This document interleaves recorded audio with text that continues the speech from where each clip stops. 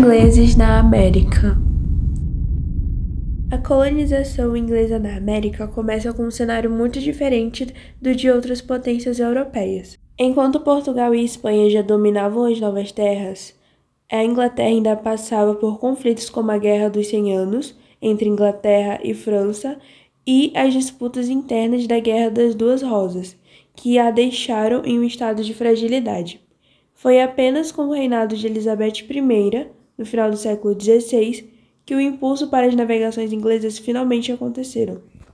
A rainha Elizabeth incentivou os corsórios, as grandes expedições marítimas e, finalmente, o lançamento das primeiras colônias. E foi assim que, em 1607, nasceu a Virgínia, a primeira colônia inglesa na América do Norte, chamada em homenagem à rainha que nunca se casaria. A expansão inglesa para a América foi alimentada por uma combinação de fatores. Dentre eles, dois se destacam: os conflitos religiosos e a pobreza extrema que assolavam boa parte da população. Após a Reforma Protestante, a Inglaterra viveu uma onda de perseguições religiosas. A criação da Igreja Anglicana, impulsionada pelo rei Henrique VIII, gerou um ambiente de tensão onde grupos religiosos eram sistematicamente perseguidos e mortos. Muitos ingleses, cansados dessas disputas e buscando liberdade religiosa, olharam para a América como uma terra de novas possibilidades. Mas não foram apenas os conflitos religiosos que motivaram os ingleses a atravessar o oceano. A pobreza era generalizada, especialmente nas áreas rurais. No século XVII, cercamentos da terra que expropriavam pequenos agricultores para dar lugar à criação de ovelhas empurraram milhares de pessoas para a cidade. Com o crescimento desordenado das áreas urbanas e a falta de trabalho, muitos viram na América a chance de uma nova vida. A colonização inglesa na América se dividiu em dois tipos principais: a exploração e o povoamento. As colônias de exploração seguiam um modelo mais tradicional de busca por recursos naturais como metais preciosos e dependiam fortemente do trabalho escravo. No caso da Inglaterra, o foco estava nas monoculturas, como o tabaco e o algodão, que eram cultivados de grande escala para exportação.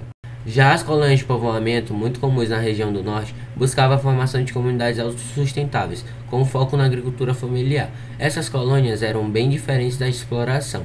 Aqui, a mão de obra era predominantemente livre, e a produção voltava-se mais para o abastecimento das próprias colônias. Curiosamente, nessas colônias foi por onde mais tarde surgiriam as primeiras manufaturas, um prenúncio do que viria a ser a Revolução Industrial nos Estados Unidos.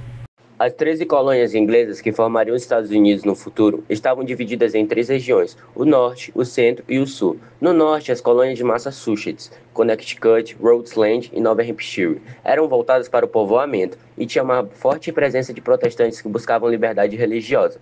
No Sul, a Virgínia, Maryland, as Carolinas e a Geórgia tinham um sistema de exploração baseado nas plantações de tabaco, arroz e algodão, com uma dependência muito maior do trabalho escravo. Os comércios de escravos, principalmente da África, tornou-se um pilar da economia dessas colônias. As colônias do centro, como Nova York, Pensilvânia e Nova Jersey, eram um híbrido entre os modelos norte e sul, misturando práticas agrícolas com um desenvolvimento industrial e comercial.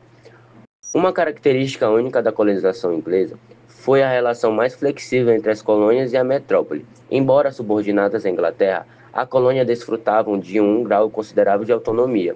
A política mercantilista inglesa permitia que as colônias se autogovernassem em muitos aspectos, o que fomentou o desenvolvimento de sistemas administrativos próprios. Além disso, a Inglaterra incentivava o comércio com as suas colônias, mas sem impor os mesmos rígidos monopólios que Portugal e Espanha impuseram às suas possessões. As colônias exportavam matérias-primas como tabaco, açúcar e algodão, enquanto importavam produtos manufaturados da metrópole. A influência inglesa não se limitava às suas próprias colônias. De maneira sutil, a Inglaterra também impactou as colônias espanholas e portuguesas, principalmente por meio de corsários e comércio ilegal.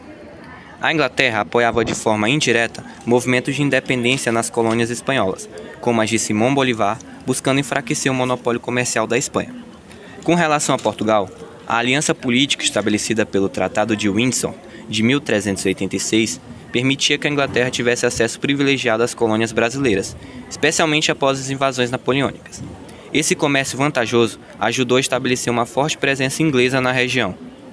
A colonização inglesa da América foi um processo multifacetado que mesclou a exploração econômica com o desejo de liberdade religiosa e uma busca por novos horizontes. Embora não tenha sido a primeira potência a chegar no Novo Mundo, a Inglaterra deixou uma marca indelével na formação de colônias americanas.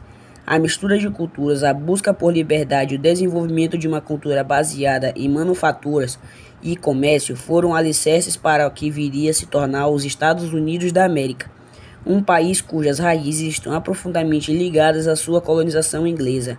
E por mais que os caminhos tomados pelas diferenças coloniais fossem distintos, todos contribuíram para a criação de um novo futuro no continente americano.